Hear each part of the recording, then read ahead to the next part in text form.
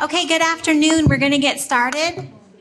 Our next speaker is Elana Freeland. She is a writer, ghostwriter, speaker, storyteller, and teacher who researches and writes on deep state issues, including the stories of survivors of MK-Ultra, ritual abuse, and invasive electromagnetic weapons. She is best known for chemtrails, HARP, and the full-spectrum dominance of planet Earth, and Under an Ionized Sky from Chemtrails to Space Fence Lockdown. She is now writing the third book in the series about how the real geoengineering, going on spells, synthetic biology, and transhumanism. And I'm really looking forward to hearing her speak today, and I hope you all give her a warm welcome.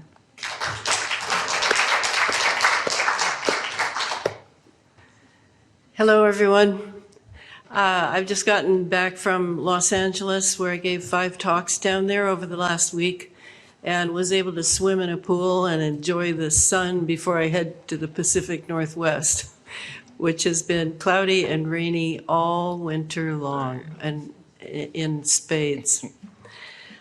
Today, I'm going to, I only have an hour, and I'm going to move fast. I apologize in advance. But I want to give you an idea of where the primary subject of my talk regarding your biology and your health comes from. And I have to quickly go through the geoengineering story. I myself became involved in this 9 years ago when I became friends through serendipitous events with independent scientist Clifford Carnicom in Santa Fe, New Mexico.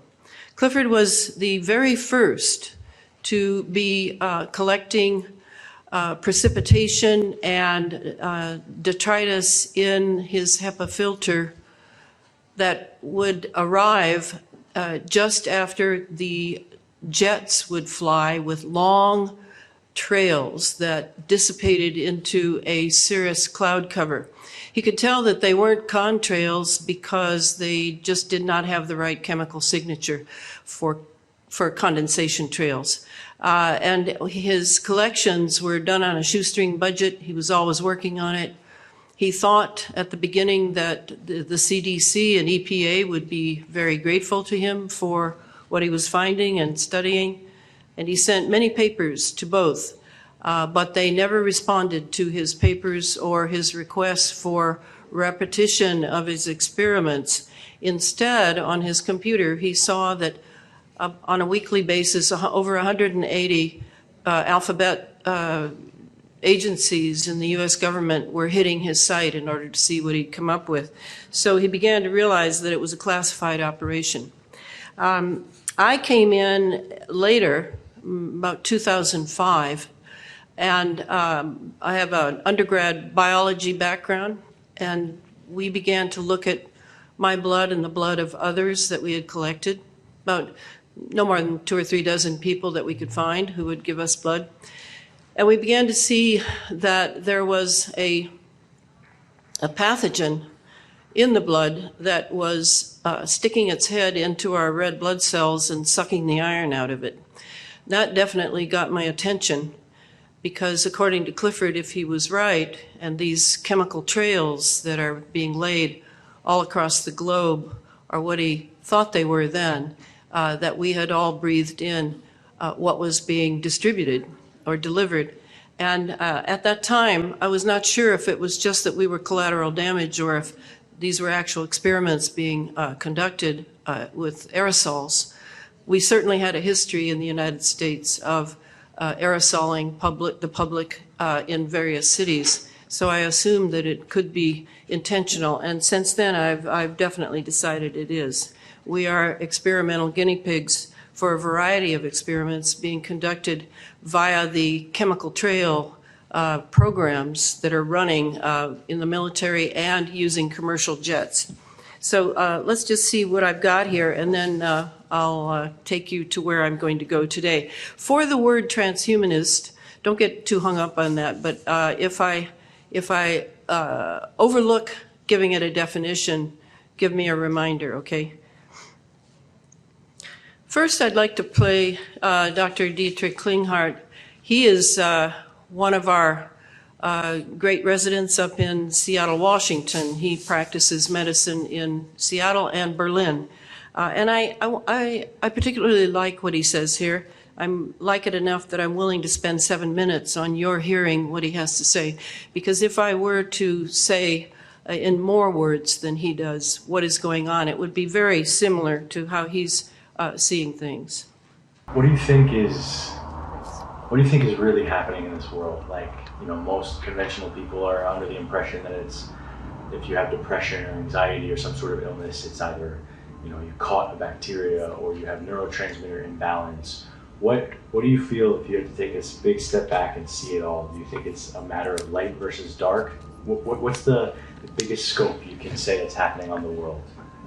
Well, of course, you know, that's, I could give many answers to that, but I think light versus dark is the shortest way of expressing it. You know, I in different lectures that I give, you know, so make it very clear. We don't have to go into the details. In Rudolf Steiner, you know, the Austrian mystic that was very active in the early part of the last century, the founder of Waldorf schools and biodynamic farming and a completely new kind of alternative medicine. He predicted, you know, that towards the end of last century and the beginning of this century, there will be a movement driven by big corporations to take the soul away from people, to disconnect people from the higher world. And in order to do that, we have to destroy the pineal gland in people. And I followed the research on that, and amazingly what we found, the pineal gland is the most sensitive part of our central nervous system and is highly, highly, highly sensitive to 4 things: aluminum, glyphosate, fluoride, and Wi-Fi.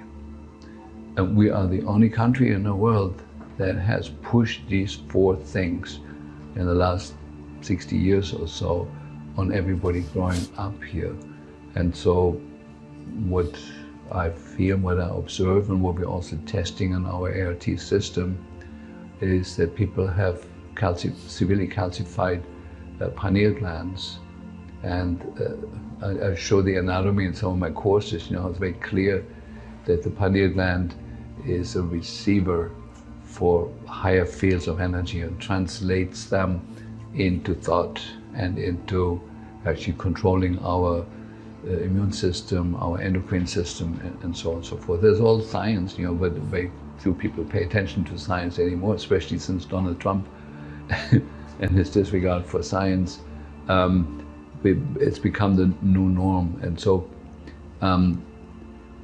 it is astounding that the telecommunications industry has selected the frequencies out of the huge spectrum of frequencies that are absolutely destructive to our cells and especially to the pineal gland. You know, they couldn't have made any better choices than 2.4 gigahertz. That the end point, that when you have inhale aluminum, as we do from the geoengineering program, and have glyphosate in the food chain, that glyphosate and aluminum combine in the blood and in the gut and in the bloodstream to form 6 different chemical compounds where aluminum and glyphosate are hooked up together. And the end point of that compound is the pineal gland. Published, you know, it's not my idea. And what is needed for this compound to actually enter the brain is to open up the blood-brain barrier. And the current frequencies in the Wi-Fi world are exactly doing that. They open the blood-brain barrier, so toxins that used to stay in the bloodstream and in the body below the neck are now entering the brain very freely. That applies to all toxins. And so it's a new time in that way, you know. And so, when you think this through, you come to the conclusion that either there must have been an ultra intelligence group of scientists who have designed this protocol to fluoridate the drinking water, to put nano-sized aluminum in the air, to put glyphosate in the food, and then activate it, spark it with the right frequencies. It took me 20 years to figure out the perfect storm that is created there. And it's either a coincidence, which is possible, that enough dumb people made the wrong choices, along the years. I'm still hoping that may be at least partially true. Or it's orchestrated by a very, very intelligent group of destructive minds. Or what I also believe is very possible, that there's some higher fields of consciousness that can be both tuned into the light and to life affirmative action and can be absolutely destructive, like phenomena like Adolf Hitler and others, people that come under the influence of something absolutely dark and destructive. And I do believe it's very possible that enough scientists and politicians have come under the influence of those higher fields and are acting according to it, actually not knowing on a human level why they're doing what they're doing and what they're doing. A good example is 5G,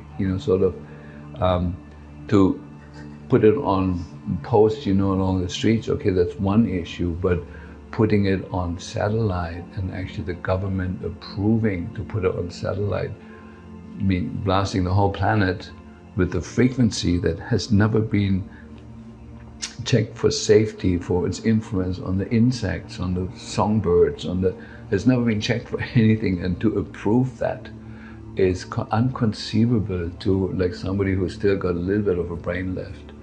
And that politicians in the White House and other countries are conspiring with that can only be explained that their brains have come under the influence of some larger, higher field. They cannot be human in nature, because the human nature is always life affirmative and loving and wanting to live and make the biosphere more friendly to life. And so there's some scary thoughts about that, but I'm still hoping, I'm still putting my weight on, let's hope it's just a coincidence and enough dumb people made enough dumb decisions, and if enough of us wake up and point it out to them, that there can be a reversal. The Wi-Fi can be switched off in a second. We'd be done with that, and glyphosate could be forbidden, tomorrow. It's in the water table for many years, but there could be an end to it. The chemtrail program could be stopped like that. So the good thing is that solutions, positive solutions that are suppressed right now, that are everywhere, could be the norm of tomorrow. Within 24 hours, we could turn the planet from a creature that is threatened on all levels to paradise, virtually within 24 hours. We're still close enough to that.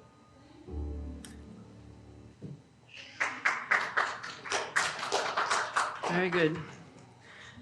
So here we have Rudolf Steiner. He mentioned, I've been a student of Rudolf Steiner for 35, 40 years. You must consider the whole part played by electricity in nature. Human beings cannot go on developing in the same way in an atmosphere permeated on all sides by electric currents and radiations. It has an influence on the whole development of man. This life of man in the midst of electricity, notably radiant electricity, will presently affect them in such a way that they will no longer be able to understand the news which they receive so rapidly. The effect is to damp down the intelligence. Such effects are already seen today. Even today, you can notice how people understand the things that come to them with far greater difficulty than they did a few decades ago. And he said this in 1924, 100 years ago. What can happen in one generation is quite extraordinary. The Ebner effect can kick in, and electromagnetism can alter a species in one generation. As Tesla said, I wanted to illuminate the whole Earth. There is enough electricity to become a second sun. Light would appear around the equator as a ring around Saturn. And this is happening right now because of the upper atmosphere programs that are going on that we are suffering from here in the lower atmosphere. Here's the patent for it. Method for modifying environmental conditions with ring comprised of magnetic material. And that ring is right now around the equator. And it is used for communications, and I'm sure more. And here it is. This is the only video I know of that actually Scientists have discovered a shows us. human-made barrier around Earth, protecting against the natural particle radiation in space. They believe the bubble was formed by very low-frequency waves, or VLFs. VLFs have been found to interact with the particles in space, affecting how and where they move. VLFs are used for radio communications, including with submarines, because they can penetrate deep into the ocean. The waves can also travel far into the environment around Earth. By understanding more about how VLF transmissions help shape our space environment, we learn more about this complex region surrounding us. The more we know, the more situational awareness we have to protect our satellites from natural radiation in space. So that they make it sound like they just found it up there and wow, this is great. Look, somebody made this. No, this is the space program going on, and many of the rockets, the sounding rockets that head skyward, are actually dumping masses from the trajectory out the back that have to do with metals, conductive metals that are nanoparticles. And many of those will fall earthward eventually. Some will get caught up in the spinning of the Earth and eventually settle down around the equator in this ring that's being formed. It does remind me of Saturn. And I also read recently that they have found such a ring around Venus and Mercury. And it makes me wonder where those came from. Because this ultra-low frequency is definitely coming from the delivery of electromagnetically conductive nanoparticles that are being dumped above the planet. This also came out recently. You may have seen it. New space radar likely to go online this month. This is put out by Lockheed Martin, my favorite nemesis. Lockheed Martin's space fence is supposed to significantly improve the timeliness with which operators can detect space events which could present potential threats to GPS satellites or the International Space Station. Well, that's partly true. The space fence that I wrote this last book about is about this, but it's about much more, because the eyes of the space fence are not just looking out into space. They are in touch with instruments above, many of which are said to be weather instruments, checking the atmosphere, checking this and that, but really are what the military likes to call dual use. And dual use means used for civilian and for military purposes. So as they're looking down on us with their surveillance instruments and looking up to make sure that our satellites are not colliding or looking at the garbage in space that needs to be dealt with, however you want to put it, the space fence is an incredibly powerful instrument, and that is what I lay out in the previous book. Here's the famous acronym, love that acronym, HARP. Angels don't play this harp. Nick Begich wrote back in 1995 with Gene Manning. And HARP ran from, my guess is from about the late 90s, possibly mid-90s, right around 93, 94. I think they were finishing building it. It's a huge array, phased array antenna farm, as you see there, many acres. And it ran until 2013. Its main objective was to do a lot of experiments with the ionosphere around our planet, the big ionosphere, which is involved inside the magnetosphere. We're like those Russian dolls, right? We're completely surrounded and protected from solar events, etc. So they said it ended in 2013, but here's what really happened. Mr. Chairman, and thank you to all of you this morning. Very interesting.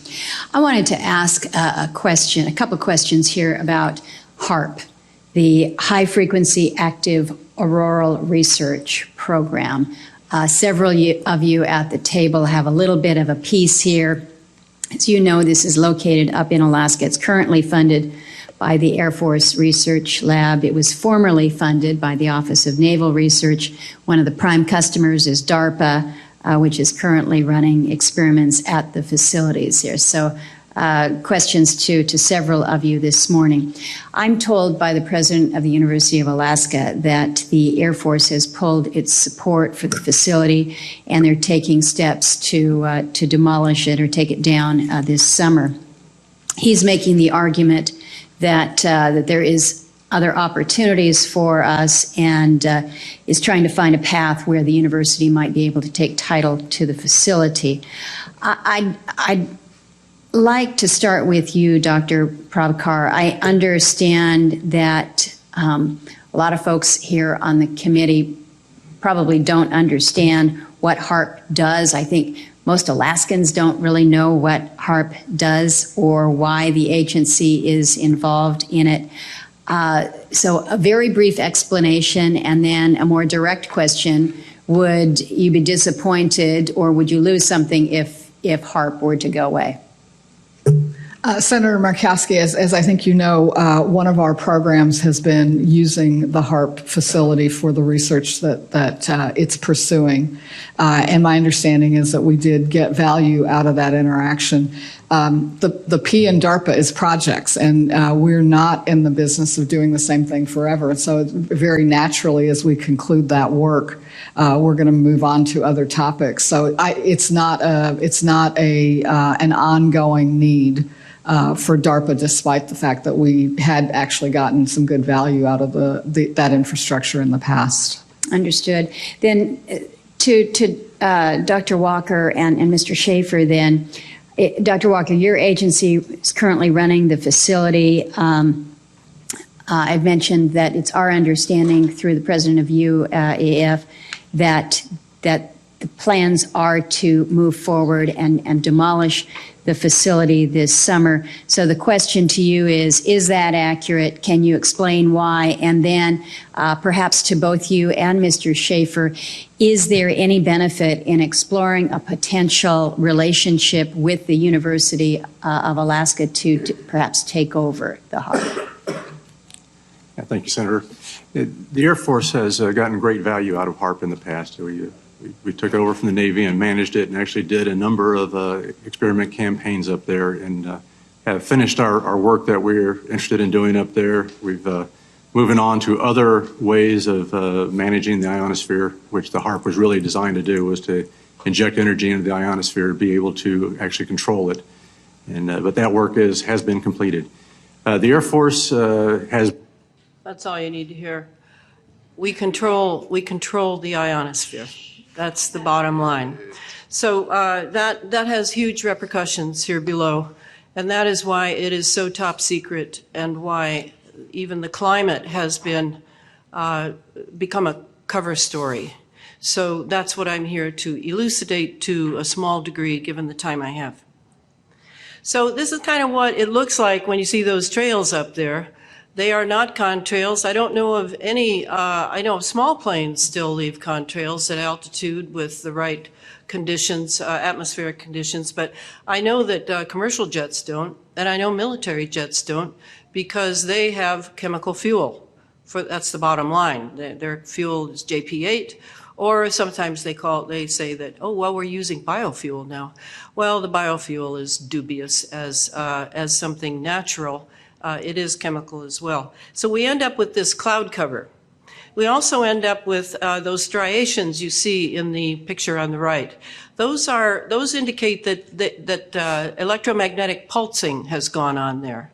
And that often has to do with either spreading the clouds or moving weather systems, building weather systems, depleting, changing from low to high pressure, high to low pressure, you'll often see these pulses in the sky. Then here you see we now have another type of trail, which is almost, well, obscure to say the least. That would be the nano trails. That's where they're using nanoparticles. We're using nanoparticles for many, many, many things now, and it's actually the key to my discussion today. Then we have this sort of thing going on. I get emails from people all the time who say, oh, we've had clear skies for days, Elana. Did they end the chemtrails program? I heard Trump ended the chemtrails program. Is that true? Well, not really. An aircraft comprising a gas turbine engine that exhausts a plume of gases in use. The aircraft comprises an ultrasound generator having an ultrasound actuator and a waveguide to direct ultrasonic waves at the exhaust plume to avoid the formation of contrails. To avoid the formation of contrails. Why are they concerned about the contrails? Because people are waking up to what's above them and what they're breathing. This is the program that David Keith, the geoengineer David Keith, who is completely supported by Bill Gates, has in mind for our stratosphere, a way to, as he again and again says, to make global warming better, to make climate change better, by reflecting back into space the sunlight, et cetera, et cetera, et cetera. This is basically disinformation. Not that they might not be dumping sulfur in the stratosphere. That's entirely possible, absolutely. But it is not about what you're being told. It is about space operations. It is about military, industrial, intelligence complex operations in our atmosphere. Here are the 7 geoengineering operational categories that Clifford Carnicom, independent scientist, came up with back in 2005. And I've tweaked them a bit. I always send him my latest list so he knows how I've plagiarized him. First, you have the weather engineering. And if you were to ask me how much of our weather is engineered, I would have to say to you, all of it. I am unaware of any natural weather other than the moisture systems that arise in the South Pacific. Those are natural, and they are quickly taken up by Navy and merchant marine ships and others that serve the geoengineering agendas to utilize for weather events such as moving California's moisture north so that California is in a drought condition, such as moving, then getting in touch with the jet stream parked over Vancouver Island and getting that attached to the weather that they want to move east for polar vortex, for intensely cold winters, for all sorts of things, floods, tornadoes, hurricanes. This is how they do it. And that is also what the Under an Ionized Sky is about. It goes through all that. So I'm not going to talk about weather engineering today. I'm going to talk a bit about chemical electromagnetic operations, which are going down here, and planetary geophysical. Probably won't talk about that. What I did in LA was I talked very thoroughly about the fires, and those, in my estimation, were, including Australia, were planetary geophysical operations. Directed energy weapons, that would be particle beam weapons, lasers, vortices, all kinds of things we have them here for operations on the ground, and then we have them also in space for who knows what is going on up there. So then we have surveillance and neural weapons, and that includes mind control. That includes getting inside your head. The surveillance, we all know about that. We've been told by Edward Snowden and Julian Assange, et cetera. Digital biology, nanotechnology, and transhumanism. This is where I'm going to sort of hang out today. Digital biology is the next phase. We are moving beyond molecular biology, which was my second major in undergrad, to digital biology. And you'll see more of that, so you'll understand what that means. But digital always means non-analog, for one thing, and it also means electromagnetic and remote. Nanotechnology, I'll talk about that. And the transhumanism, let's just say a word about that now. That is the hope and dream of, you can go back as far as John, what was his name? John Dee, under Elizabeth I in the Renaissance in England. And you can see this great dream to alchemically change the human being to a more superior being with great thinking, great strength, great speed, all of that, enhancement. And that is, of course, still a dream of various secret societies and brotherhoods such as NASA. So it's still going on, and it's been renewed and regenerated because of the great technology that they have now. They actually have a shot at this with this electromagnetic technology. And so transhumanism is basically the enhancement of human beings to make them superior. But as you know, we are lied to or told half-truths consistently. And the half-truth here would be that for the slave class, that's us, the idea of an enhancement looks a little different than it does for the global elites who want to live forever. Their immortality being a very bizarre and I would say ridiculous idea of them downloading someone else's mind into, or downloading their mind into a younger body. So it may sound to us who are more practical, who have debts, who have children to raise, homes to pay for, et cetera, that this would sound absolutely ludicrous, but not to the floating on money class. This is not ridiculous at all. In fact, all of the technology that I'm going to talk about today is going toward it. And the final one is the cloaking and obscuration of exotic propulsion craft. We do have exotic propulsion craft. You can say it's anti-gravity. You can say that it's using ether as a fuel. There are many ways to look at it, and probably just as many exotic ways to get it to move, plus the detection of exotic plasma life forms. That's a little more problematical, and for that you'd have to read Wilhelm Reich, who's often made fun of with very little knowledge of what he was able to accomplish in this area with infrared film, and that would be true also of James Trevor Constable. So I'm not going to talk about that today either, but it is very real, and I'm sure that our military knows about these life forms. So weather used to look kind of like this. This used to be how it worked, right? Rain falls, it forms lakes, rivers, into the ocean. Then heat makes the rain turn into condensation. Up it goes, forms these lovely, juicy condensation clouds. Then the rain comes down and on, okay? That's not how it works anymore. It works this way. So you have, notice the jets to the right. Jets are flying, dropping condensation, lots of it on a nanoscale.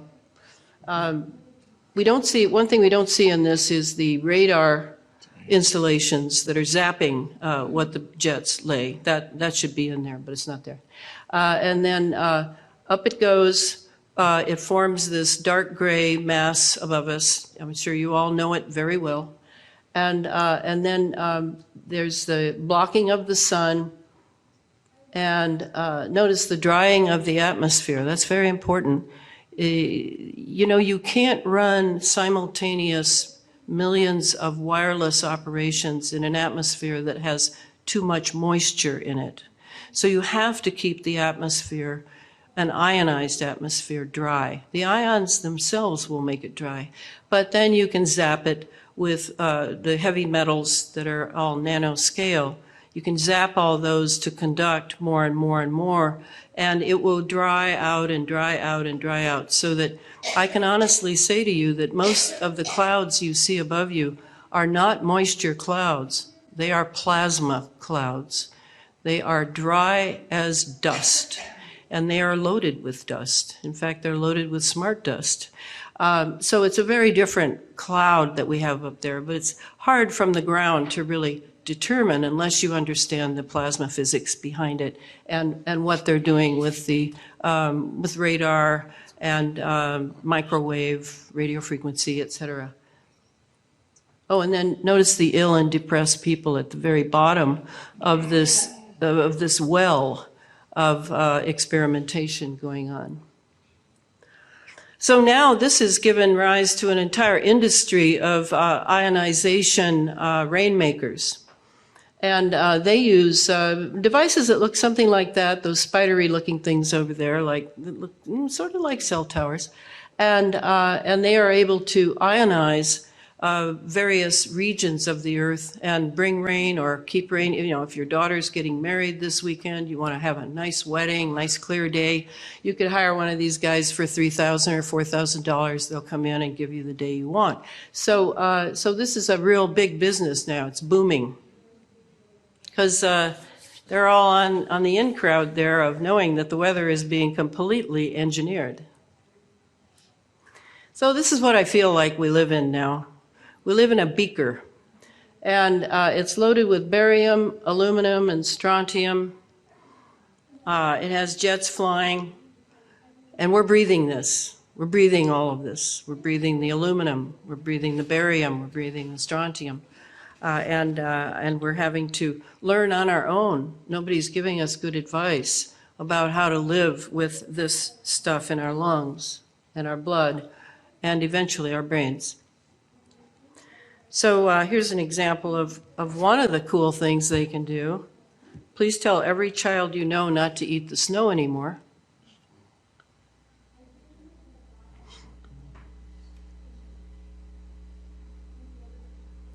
This is Rev Michelle. She was early in this movement. I contacted a very dear friend of mine who is an expert in atmospheric sciences and works for the government.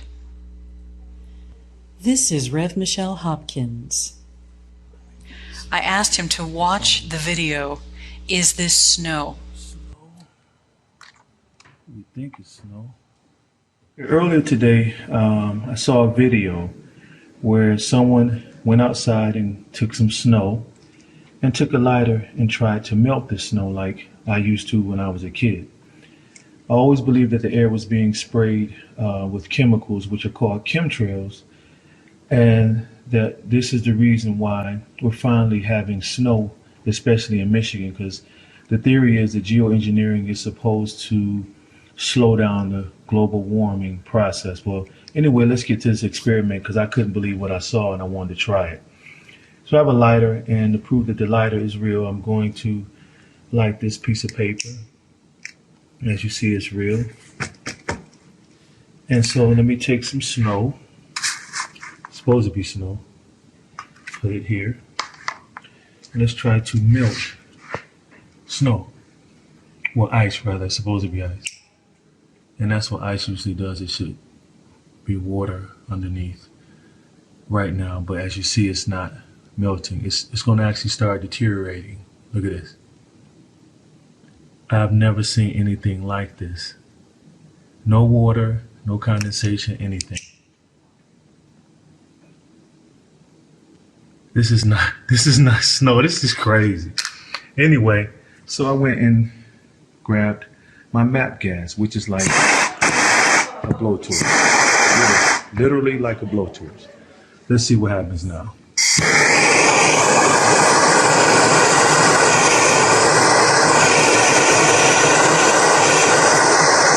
Where is the water? This is not snow. This is crazy. What are they spraying in our air? Okay, now I just wanted to try an ice cube, you know, just a regular ice cube, to see what happens. Let me try my blowtorch.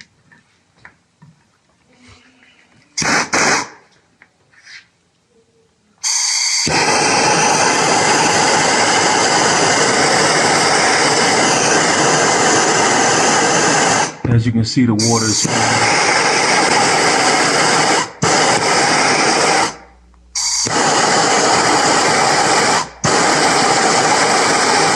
look at that. Water. And I asked him, what is this aerosol polymer compound?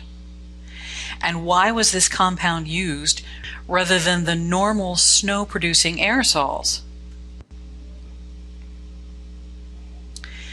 He asked me to tell him where these areas were so that he could check on the projects for those areas to tell me if he could, if it was not classified, why these polymers were used in those particular projects. Well, first things. So it was interesting what she said, that she asked her friend who works with NASA or something. She has a lot of NASA friends. And he said, well, tell me where it was so I can see if that was a classified project or not. So obviously, experiments are going on. These are the chemical ones I was mentioning. And for 6 years, every winter, we've been forced to enter a polar vortex deep freeze with many newspaper stories about, what is it, the mini ice age? Was that what they were? That was sort of the cover story. In describing the differential buoyancy aerosol spraying being used to melt the Arctic while keeping the U.S. in winter deep freeze. A particular researcher named Harp Report, I do recommend him, says 2 tanker jets with separate chemicals are used on the moisture system rolling in from the South Pacific. One to heat, that has aluminum sulfate in it, and one to cool, that has aluminum fluoride in it. While maintaining stationary high pressure west of California, warm, humid air is driven north into the Arctic, producing global heating and fires, all for the sake of profits from Arctic oil and an open northern passage. So it's not climate change that's melting the Arctic, it's climate engineering that's doing it. The other, well, where's that voice? The other just doesn't even, there is climate change, but I think you can see that it's being produced by our own military. It's being absolutely produced. So here I have down, just to show you how the chemical configurations work, notice the 1 and 2. 1 is about spraying what is being sprayed by jets. And then the second one is about fracking, of all things. And look at the chemical formulae. They're not identical, but they have the same chemicals in them and the same sorts of compounds. And what this means, according to Billy Hayes, who was my advisor through the Under an Ionized Sky book, he was known as the HARP man. He was team leader of building the HARP installation. He said that what is going on is, because everything's digital now, they are actually calibrating a lot of their instruments on the Earth together, to work together, to resonate together, to produce the frequencies and the pulsing they need together. And this chemical basis is how they're doing it. So you take the wind farms. The wind farms also have, like the fracking wells, have injections going deep into the earth. And those are chemical injections that will make sure that there is a certain type of calibration that it meets in order to work in concert with the rest of the apparatus of the space fence. Pretty amazing that you could build out on the Earth a machine, basically, that has all its component parts in varied dual-use ways that you will then use to run the weather in that area. Here's our smart city, and you see all the pings on the windows. This is quite extraordinary that radar is very much used, and it's under a system that the government calls SENSR, SENSR, Spectrum Efficient National Surveillance Radar, whose goal is to replace the number and types of radars across the country with advanced, highly sophisticated, multi-purpose radars for air traffic and weather, surveillance, law enforcement, border, and critical national defense infrastructure. Not surprisingly, Lockheed Martin and Raytheon will be in charge of it. And this is Space Fence lockdown for the smart city. Radar technology is everywhere in the smart city. It is the only technology that can locate, lock onto, and track a target with radio waves. The FCC calls these devices radiolocators and intentional radiators. Through-the-wall surveillance or sensors see through walls or dirt. Obstructions, brick walls, construction materials, curtains, upholstery, etc., are filtered and dialed out by utilizing their dielectric permittivity constraints, whereas bones, skin, muscle, tissue, or any body part can be remotely dialed in on the monitor of a radar gun by pulsing their dielectric constant for surgical precision. Pulse high-powered microwaves and wait for the return wave signal backscatter on the radar gun's monitor to indicate the what, where, and who inside and on the other side of the wall.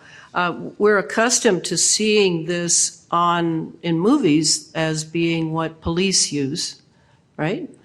Police cars have radar guns. Plumbers, electricians, and construction workers also have them. And police are now able to see through the walls into people's homes.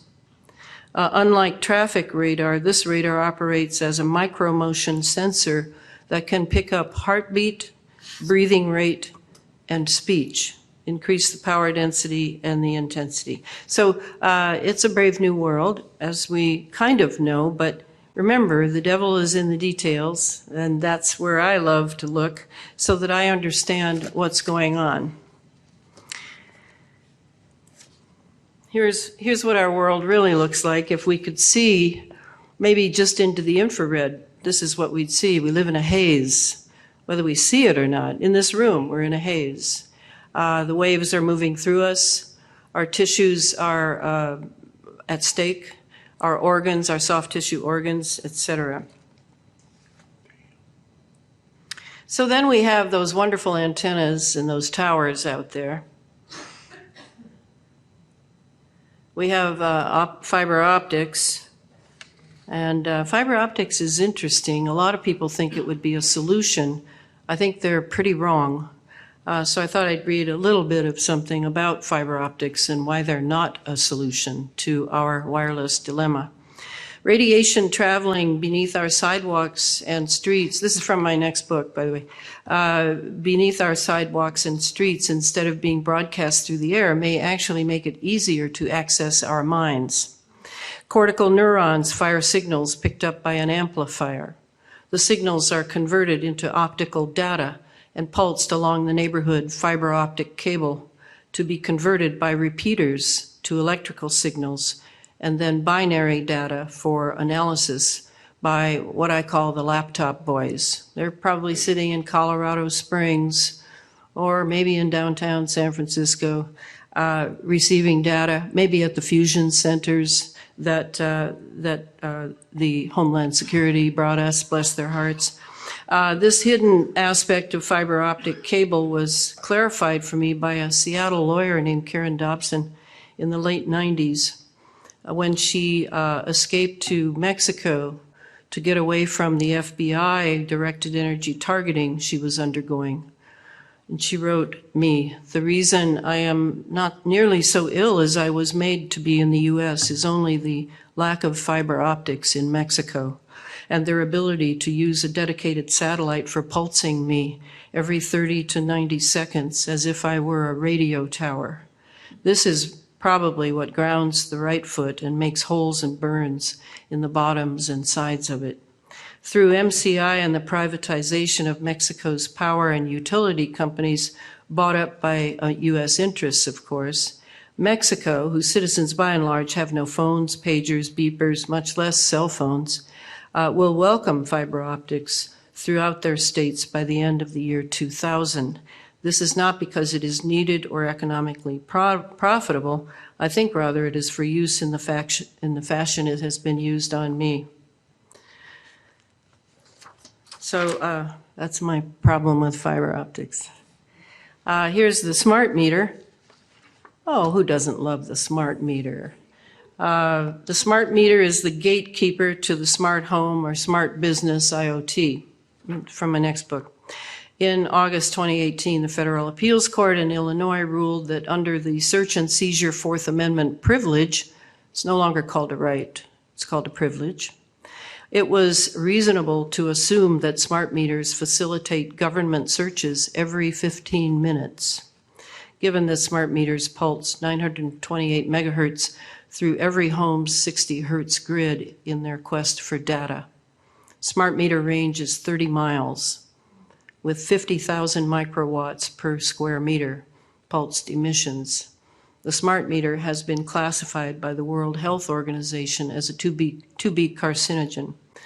When I think of smart meters, I think of how it is basically a breaking and entering device spying on energy use and home business presence. Legislation is designed to enforce their installation, and when they are installed, energy use rises, as do inflated rates and utility bills. Smart meters communicate with IoT devices, and the data collected is sold off to private corporations as the gate is left open for cyber attacks and hacking. And the remote triggered smart meter fires, well, what about those? In 2013, freelance journalist Jim Stone wrote the following: "It's a safe bet that the extreme connectivity and CPU power plus 3 memory options in smart meters could be needed for nefarious purposes. If your refrigerator is Wi-Fi equipped, a ridiculous RF polluting waste, when it could simply receive commands through the wiring, your refrigerator, microwave, you name it, could also be equipped with audio and visual surveillance capabilities and have that ability to remain perfectly hidden, all to be transmitted out through the smart meter." So that's the smart meter.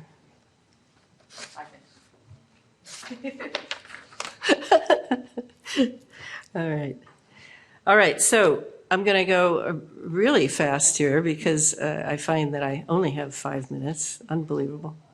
To have some form of candy. I won't do that one. Here's what you need to see. This is on the left, the old way of the radar that we're seeing from fourth generation base stations. And the one on the right is obviously very different. This is the 5G base station.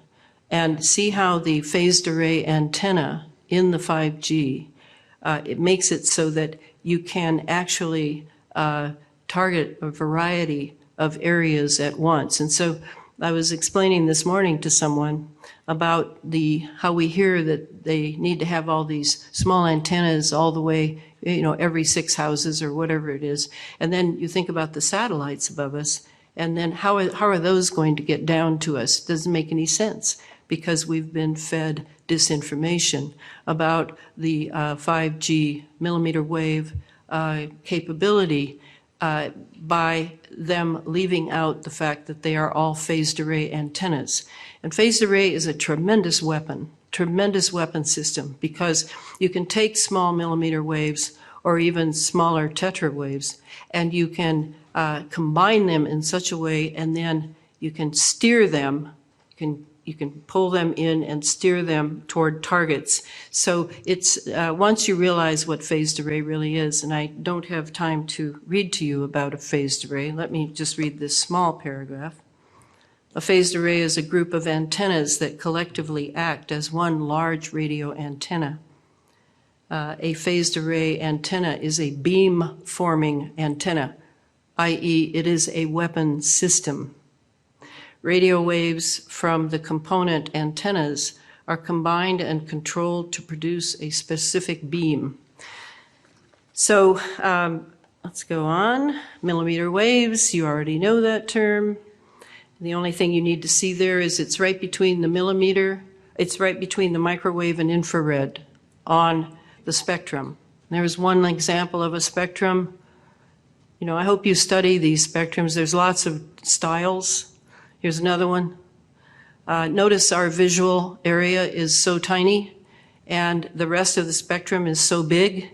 That's why we can't see into the invisible of all these basically weaponized dual-use technologies, such as your cell phone, such as the cell towers, the fiber optics, etc. You can't see what they're doing, and therefore you remain ignorant. You must fight this ignorance with knowledge. You must learn about this technology because you are at risk, and your children and grandchildren are at risk. This is not something you can take a pill for that will make it go away. It will not go away because this is all part of a very vast space age that has already begun without you even knowing it. Too bad we can't watch this, but notice the resonance beings of frequency. Please see An that unknown film so scientist you is about to understand make a your own discovery condition.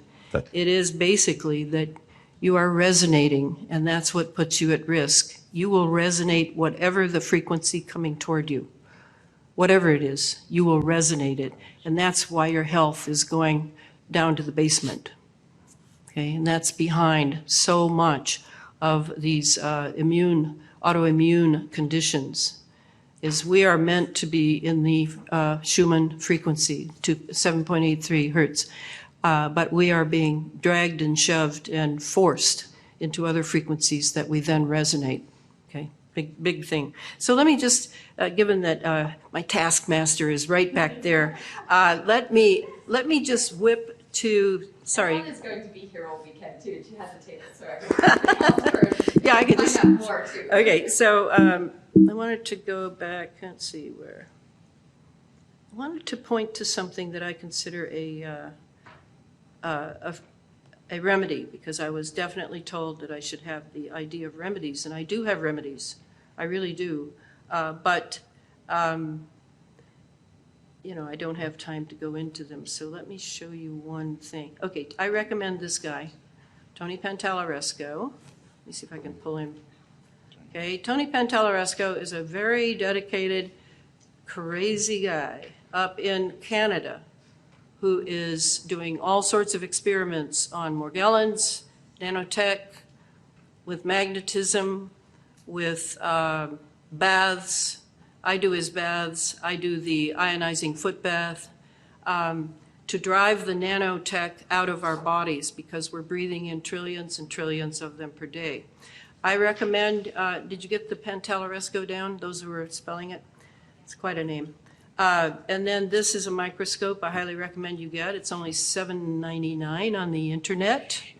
And it is a tiny 60 times microscope. And you can use this to see that what I'm saying is true, that tiny fibers are everywhere. And we need to understand that they are not just dirt. They are actually microprocessor sensors released by the government in the trillions in the upper atmosphere. So that, and then I wanted to show you this really quickly. This is the diet I've been following for 45 years. And it works great. And it's, I studied Chinese medicine, but you don't need to study Chinese medicine.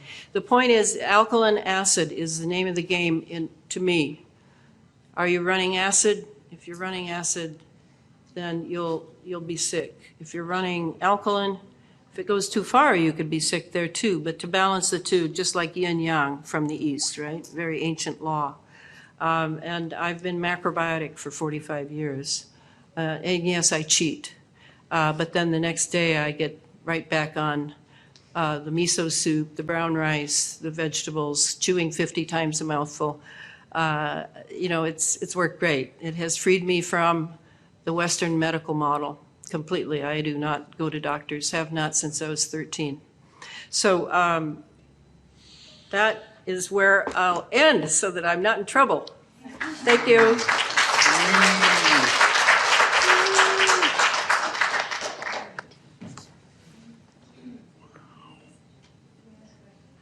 You can ask a couple of questions till she comes back, but they want me out.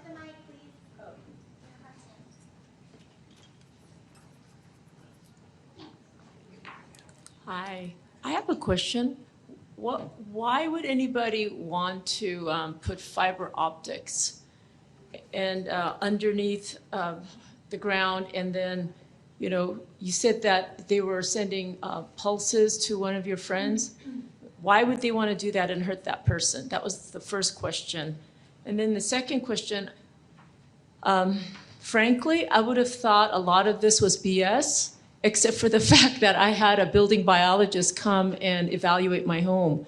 And the electromagnetic radiation was, you know, about acceptable levels, except for radar. There were high pulses of radar at my home, and I live on the Oakland Hills. And she told me that when she assesses homes in the Bay Area, when you live up in the hills, she sees a lot of radar. And I was just wondering where that came from, maybe from the airplanes. She wasn't sure, and I didn't know either. Right, and my guess would be, and it's totally an educated guess, would be that that area and Berkeley are known for having incredible science buildings that are doing amazingly dangerous experiments right in full population areas. It's just unbelievable. But I think that's great that you saw that. And it also has a directionality. I don't know if she was able to measure the directionality, but if you can, you want to have something where you can see which way it's traveling so that you can take a remedy from that. But I'm glad you don't think it's total BS. And as far as your first question, why was she being targeted? Because she inadvertently came in upon President Clinton and Hillary Clinton's drug operation being transferred from Mena, Arkansas, when they entered the White House, to Florence, Oregon. And she inherited a cottage from her aunt, and she went down to have a nice time. And the FBI saw her coming, and the people who worked for the NSA, and they thought that she was, as a lawyer, going to surveil their operation. And so they put her on the targeting list. Yeah, it was all a fluke, but she died. Yeah. I heard something about the transhumanism and how it affects people's emotions, and also the relation to maybe some of these shooters.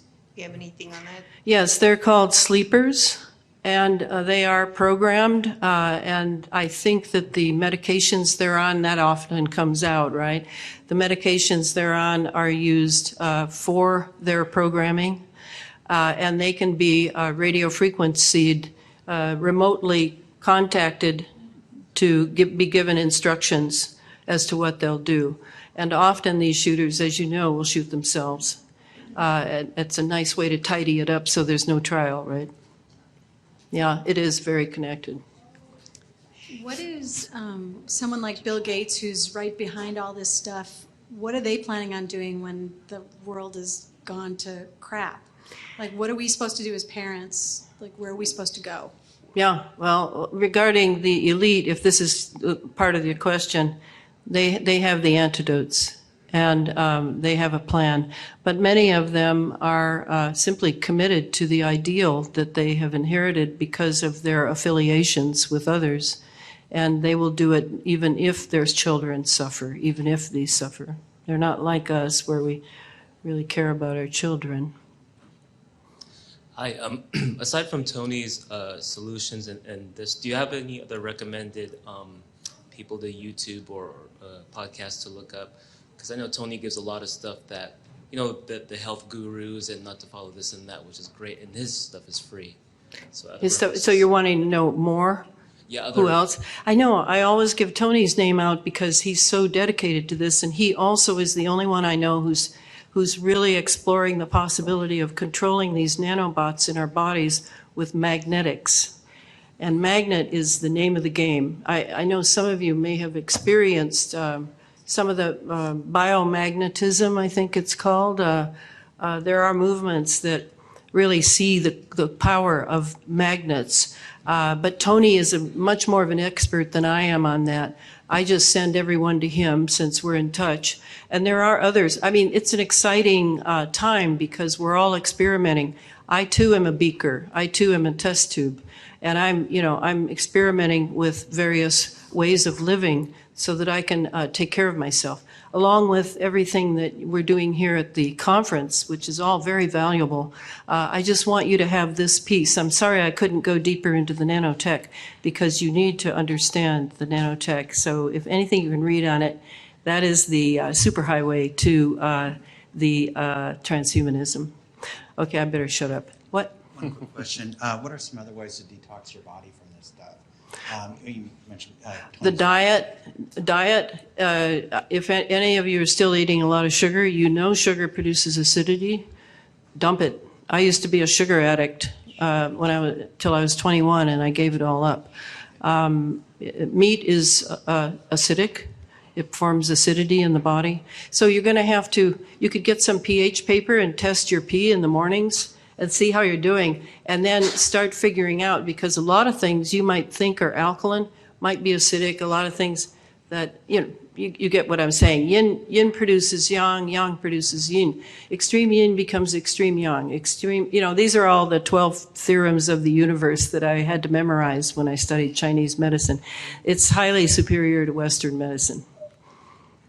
On that topic, I just learned about a water that is in all Japanese hospitals called Kangen water, which I just am learning more about and just bought the system at a very high price.